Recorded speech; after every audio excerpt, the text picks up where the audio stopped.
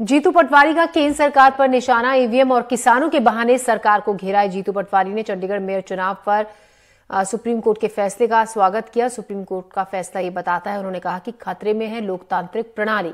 70% आबादी उठा रही है ईवीएम पर सवाल। सरकार आखिर क्यों नहीं लागू करती है?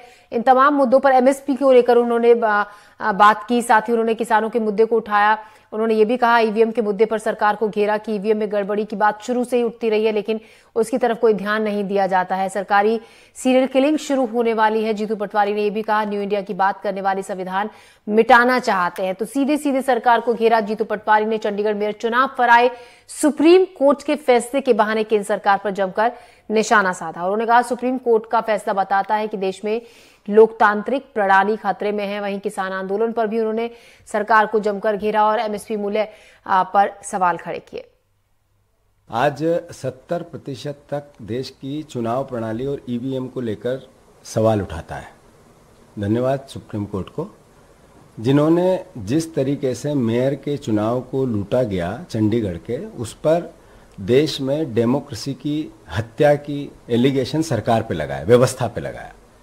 और फिर जो चुनाव परिणाम बदला, ये मैसेज क्या है, ये मैंडेट क्या है, ये देश के नागरिक को इस बात के लिए सोचने पर मजबूर करता है कि इस देश में लोकतांत्रिक प्रणाली खतरे में है।